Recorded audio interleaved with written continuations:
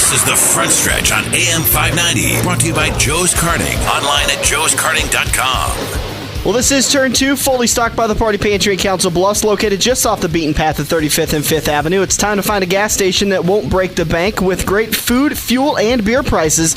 The Party Pantry is the only place in town. I don't know if I can say the only place in town, but I know it's the best place in town to get cheap gas and to get fully serviced. Yes, there's people there 7 days a week to pump your gas, and on Tuesday nights, they're even going to have Hooters waitresses. So that's actually during the afternoon. Just during the afternoon. Yeah, I believe from 1 to 5. Double D's and high octane. You just heard Sydney is in the commercial break there. She's going to be out there every once in a while pumping your gas. And I'll tell you one thing. I know from experience, Sydney is easy on the eyes. Yes, and if you treat her good, she'll even do your windshield. Yes. Treat her nicely. Talk nicely to her. Don't talk dirty. Let's not go there. This is a family show. Talk nicely to her. There's words like please and thank you, and they will clean your windshield for you. That's the Party Pantry, 35th and 5th Avenue. Every Tuesday afternoon, they're going to be pumping your gas. Hooters waitresses from the Hooters in Council Bluffs. This is the Fast Five, and we've decided we're going to start with number 5 first because the most dominating story is probably going to take a majority of this break. So let's get to it. TNT is going to start their NASCAR coverage today at Pocono. For 30 straight years, TNT has brought you NASCAR racing and all the coverage, and they're going to continue today. I thought it was an important thing to bring up because I've made the mistake in the past of setting my DVR for, to record on one certain channel, and all of a sudden the coverage switches to another, and I miss my NASCAR race. So I wanted to point out to everybody that TNT is going to be covering for the next 6 races. They're going to cover, where'd I have that list at? Obviously Pocono today, then Michigan, Sonoma, Kentucky, and Daytona. Then we're going to go to New Hampshire, have a little bit of a break, and then it switches to ESPN. I can't wait for that Kentucky race. That's going to be great. I really hope they get their stuff together with the whole crowd issues when they had trouble getting cars or drivers, fans in and out of in the stadium. So hopefully they get that all worked out. But that Kentucky race was awesome. All right, number 4, diversity program lawsuit is settled. A discrimination lawsuit filed by a former candidate for NASCAR's Drive for Diversity program was settled Tuesday afternoon. Michael Rodriguez claimed in his lawsuit that he lost his opportunity to participate for appearing too Caucasian. And that's why NASCAR rejected him at age 15 and 16 from trying out for the Drive for Diversity program. In 05 and 06, Rodriguez filed the suit against NASCAR in U.S. District Court in January 2010, and the trial began Monday in Charlotte. But after a day of jury selection, opening statements, and testimony in Rodriguez's father, the side said Tuesday morning that they had come to an agreement. So I love NASCAR's statement between that whole thing was basically Rodriguez said, you guys didn't pick me because I look too white. And NASCAR said, yes. Yes, that's exactly why we didn't pick you, because we need somebody who looks a little bit more like a minority. Whether NASCAR was right or wrong, basically they settled it out of court. To me, that's like saying, okay, yes, we're wrong. Let's just keep this on the down low. And a settlement outside of court just might as well be, we don't want to go through this whole big thing and look bad, so let's just pay you a little bit of money and shut you up. I see both sides of the fence. Rodriguez being a minority, yes, but I could see where, NASCAR is going after the young females and the African Americans and the Hispanics, and if they're not looking like, NASCAR wants them to look image-wise, well then, Number 3, Dodge says nothing is finalized for 2013. After Penske Racing announced that they would be leaving the Dodge camp at the end of the season, Dodge has been working to secure a team and a manufacturer for their engines. Currently, Penske Racing has manufactured all engines for Dodge. Rumors have Dodge linked to the Andretti Autosports, who is working to make an entry into the NASCAR world. Current teams without a deal in place for 2013 are Richard Petty Motorsports, Front Row Motorsports, Furniture Row Racing, and RPM. A Dodge executive today told USA Today that nothing is finalized yet. It's kind of unfortunate. We've been talking about this a little bit, that it would be very unfortunate to see Dodge leave at least the Cup world. They're still going to be in the Nationwide and probably still going to be in the Truck Series, but right now Penske Racing is the one that is manufacturing all of their engines. So they would have to either subcontract Penske to continue doing that, or they would have to create their own manufacturing department, which would set them back another step, because when you've got somebody who's been doing it for years, you want to just let them keep doing it. When you come in and start doing it, if Dodge was to start doing it on their own, there's going to be a little bit of a catch-up period, and they're going to have some bad engines. Well, I'm glad Dodge ain't leaving. Like I said earlier this year, they're going to pick up one of them small teams like Furniture Row or one of those few teams. So if they can get Andretti or Richard Petty Motorsports, that's two huge names for the sports. Dodge will be right back up there. I mean, their new cars, like Bud said he likes the new Dodge car the best. And I mean, they're trying to make a build here, and they'll make a statement. They'll be back in the sport again. I've been telling you guys this all season. Well, congratulations. Don't pat yourself on the back too hard. It would be very scary if that would have happened, but it's a possibility, but I don't think any of us feel that it will actually happen. That they won't actually leave the Cup Series. They're going to find a small team. Well, this is turn 2. It's fully stocked by the Party Pantry in Council Bluffs, just off the beaten path, 35th and 5th Avenue. Great prices on food, fuel, and a large selection of booze with their hooch room. Get to the Party Pantry at 35th and 5th Avenue and save yourself a couple of dollars. NASCAR does and is considering loosening their testing ban. At the end of the 2008 season at Homestead Miami Speedway, they announced that they were going to be banning testing unless it was approved. Well, lately, there's been so many repaves and Goodyear has been bringing so many new tires and the tire compounds into the series that they've had to do a lot of testing. NASCAR is now considering opening up testing for all the teams between 5 and 8 different tracks they would go to and test. The positive thing of this is it would add a little bit of diversity to who's winning. Your Hendrick Motorsports wouldn't be dominating so much because Hendrick can definitely afford to go to Pocono, to go to Michigan, to go to Kansas and do these testings, as to where someone like Front Row Motorsports and RPM and the smaller teams can't afford to take those treks and go all that way and do those things. So the good thing is that if they're able to make it work, it would bring some more information to the smaller teams. But the bad news is I think it would definitely open up a door for a lot of these smaller teams to just get worse because they can't afford to go do a testing. They'd be over adjusting their cars, dialing themselves out, and it could go real bad. It would continue to make the good better and the worse potentially, or it could make the worst better. Or is this brewing something up here or that what? That takes us to number 1. Bud, you want to take number 1? Sure. So, Kurt Busch suspended for today's race for actions following the nationwide race at Dover. Following an on-track battle with Justin Allgaier, Kurt Busch was asked by Bob Packrass, "Did you race Allgaier differently because you were on probation?" Kurt Busch then replied, "If it refrains me from beating the hell out of you right now because you ask me stupid questions, but since I'm on probation, I suppose that's improper to say as well." On Tuesday, NASCAR suspended Busch for a race today, and Busch may be out of a ride after Tuesday's meeting with car owner James Finch. As for today, David Rudiman will drive the number 51 and Dave Blaney will drive the 10. First of all, I'm scared to death Rudiman's going to stop the car on the track. Second of all, I think this is a little... That poor guy still can't get a break. Well, let's start from the very beginning as to what happened. Kurt Busch said in a post-race interview that the two had kind of gotten together at the beginning of the race, and he got the feeling from then on that Justin Allgaier had something. He was pissed off at Kurt, basically. He was upset with Kurt, basically.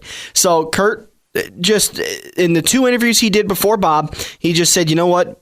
We raced hard, and when we were racing for the position, when it came down to the checkered flag, Kurt ended up getting up behind Justin Allgaier, getting him a little loose, like I've seen hundreds of drivers do in the past. That's the way you make the passes at those tracks. You get up under the right rear quarter panel, get them a little loose, and you make the pass. You mean left rear? Right. I'm sorry. My left and rights are getting screwed up. No, it's the left rear. All right, so I'm dumb. And then he makes the pass. It made Justin mad, and they have a little confrontation after the race. Then Bob Packrass walks up to Kurt after this is the 3rd interview. He'd interviewed with ESPN and MRN before that and had really good answers, and actually kind of funny answers. He'd said that probation pretty much restricts me from even picking my nose, which is pretty freaking funny for Kurt Busch to actually joke about something like that. Then Bob Packrass walks up and says, and I'm summarizing what Bob said, because if you go back and watch YouTube videos, you watch all this stuff, you can hear Bob. He stutters during the questions, but he basically asks, because you're on probation, did it make you race Justin any differently? And I think what Bob was getting at was, would you have wrecked Justin if you weren't on probation? And that's when Kurt lost it and said it basically refrains me from kicking and not the heck out of you. He used an expletive. And I think that's important because it went from being a smart aleck comment to being a little violent. Well, why would you say a smart aleck comment to a driver? You know, and we talked about this before we went on air. Kurt Busch has got his back up against the wall. He's dug himself a hole. I will say that. He's got to lie in the bed that he's got to lie in. But at the same time, like I said before we went on air, he's an angry bear right now. So why in the world would Podgrass come up and say a smart aleck comment and ask him a question like that when he's literally poking the angry bear? Because that's what he's supposed to do. It's unfortunate, and I hope we never do this on the front stretch. I hope we never go out there and poke the bear and ask the questions we know will get a driver pissed off and screaming and hollering. The thing that Bob Pockrass is out there to do is to drive people to his webpage and to sell articles. And he's doing that right now, even with that single question, because everybody has been talking about Bob Pockrass from the Sporting World News. Bob Pockrass, Bob Pockrass, this was a move to benefit Bob and screw Kurt. Exactly. Not necessarily screw Kurt. I don't think it had anything to do with being Kurt Busch. It had to do with walking up to a driver he knew would flip out and making sure he flipped out. And that's exactly what Bob got. To promote himself. Well, he did a great job doing it. I mean, I've never even heard of Bob Pockrass I'd never heard of him. Neither have I. I thought it was a new reporter right now. And, frankly, I've been, as I always do all week long, watch way too much NASCAR coverage. And I've heard from NASCAR Sirius Radio. I've heard from Tony Stewart say it himself when he was doing an interview on Tuesday night to preview the Prelude for the Dream. I've heard it on NASCAR Now. Bob Pockrass is known for this kind of stuff. He deliberately pokes bears. That's basically his MO. See, that's what he does. This is where I feel actually kind of sorry for Kurt. He's got his back up against the wall. He's done a lot of things wrong. He's done a lot of things good. But when you're in his situation, which, yes, he did create his own situation, albeit unfortunate, you don't walk up to somebody like that and just stir the pot. I'm sorry. I mean, you watched me at Crawford County, 3 weeks ago? Mm-hmm. And I completely came unhinged and almost psychotic on the front straightaway. Yep. Now, honestly, they had probably every right to ban me, fine me, suspend me, and whatnot. That was the night, and you came up to me at the trailer, and I was livid that night. 2 days later, I'm a totally different guy. Well, it was even that next day, once you'd had a chance to calm down and get a little sleep in you. I mean, but the thing is I do put this on Kurt Busch, because Kurt Busch can't sit there and say, oh, well, Bob, you can't come up and ask me questions. You can't put it on Kurt Busch. You have to put it on Kurt Busch. We know he's done wrong. There's no discussing that. But you're purposely going up there, and you keep pricking and prodding just to get a rise out of him. How hard would it have been for Kurt to go, you know what, Bob? I know what you're going to ask. No comment. That's real easy for you to say, but when you sit in one of these cars, whether it be at the dirt level or the other level, and we make one little screw up, we've got 20 people coming up to us going, hey, what about this? What about this? Did you race different? Did you get fined? Oh my God, let it go. Obviously the guy's going to be upset. Let him calm down, and you'll probably get farther along with your interview and your questions. I think that's a valid point, but this is a sport that has prided itself on driver access right now. Right now, as soon as that wreck is over with, you've got access to interview Tony Stewart after he wrecked 9 laps into the race. You've got an interview with the winner of the race. Well, gee golly, what kind of mood is Tony Stewart going to be in after he wrecks his car 9 laps into the race? You know what Tony Stewart didn't do? He didn't threaten the reporter. No, but Tony Stewart's not Kurt Busch's Tony Stewart Tony Stewart was the bad boy of NASCAR for a long time, too. Yes, he was. Andrew, get in here before I kill someone. Well, basically, Bud, when you get out of the cart and, you have 6 crew guys. I have a few crew guys come with me, and I come in, and I started on the pole, and I'm running 12th, and I just did terrible. I had a few guys run into me. I was just going backwards. Crew guys come up to me. Well, what happened? First thing I want to say to them is beep, beep, beep, beep, beep, everything to them about what happened. I mean, it's like you're all fired up, but what's the most thing you do every single time? Walk away. Kurt Busch should have just walked away. I have every single week. What happened? That's real easy for us to say right now.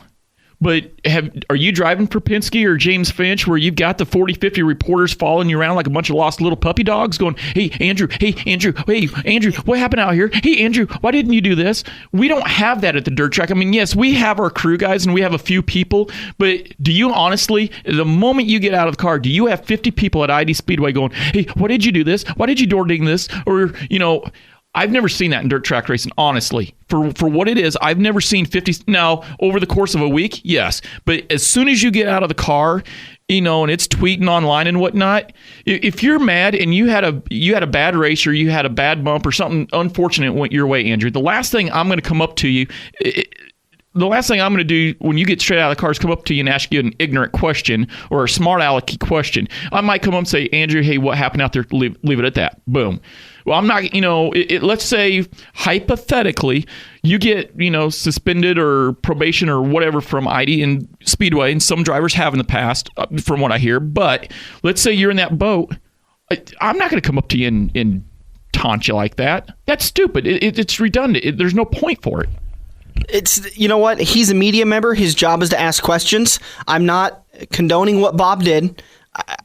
Frankly, I mean, I think it was a legitimate question, and I know it's going to make you mad. I'm a part of the media. You're a driver. This is where we have our eternal fight. But I think it was a legitimate question, buddy.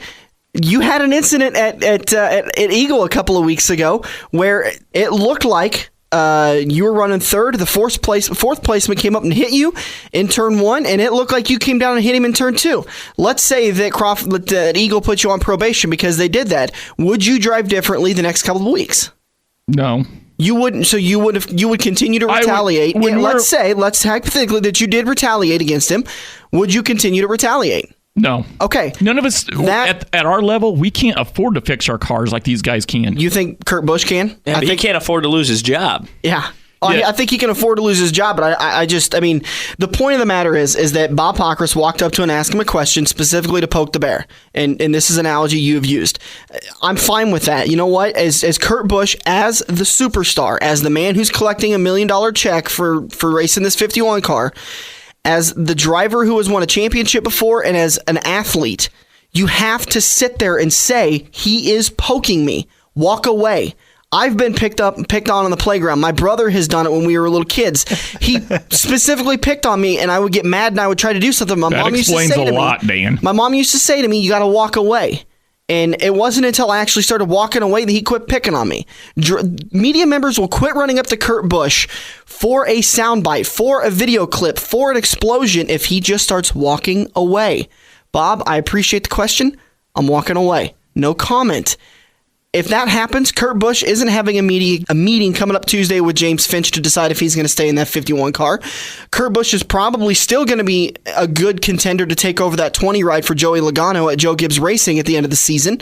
There is so much stuff that just the doors closed for Kurt Busch when he started cussing and screaming at Bob Pockrass. And it's unfortunate because the guy is one of the best talents in NASCAR. I think he's one of the best out there. But unfortunately, he just can't stay calm. He lets his anger get the best of him, and it's ruining his career. Well, when you get straight out of the car, like Andrew just said, when you get straight out of the car and your adrenaline's flowing and you're all uptight and upset and whatnot. You can't give me that excuse. You can't give me that excuse because there's 42 other drivers that have a microphone shoved in their face when they have a bad day. It happens every single weekend. It happens every single week, not just up in NASCAR. It happens down in dirt track. And you have to stay calm. There's a big difference and you have to, by asking, hey, what went wrong, and leaving it at that, and acting sincere versus going up there sarcastically in a smart-ass style way and saying, it wasn't smart-ass. He wasn't, I don't think it was a smart-ass way. I think it was a legitimate question. Hey, would you race any differently if you were on probation? That's what he was asking. And the answer, everyone knows the answer. Yes, you race differently when you're on probation. You're obviously not going to retaliate. You're obviously not going to wreck somebody. You're going to calm down a little bit so that you don't make NASCAR mad and you don't have a situation. Well, it wasn't because he raced differently on the track that he got suspended. It was because of the question that he got suspended. We'll see. Turn 3 just around the corner. We're going to sit down with Lainey Schwartz. She's been just kind of sitting in the corner and trying to duck some of these. She's been looking at me like, Bud, you're an idiot. I think she's looked at all of us like that. Except me. The number 18 car, she drives the number 18 Sport Mod out of I-80 Speedway, so you can catch her every Friday night at I-80 Speedway. We're going to talk to her next, coming up in just a few minutes. This is The Front Stretch, presented by Joe's Karting in Council Bluffs on AM 590, Omaha's ESPN Radio.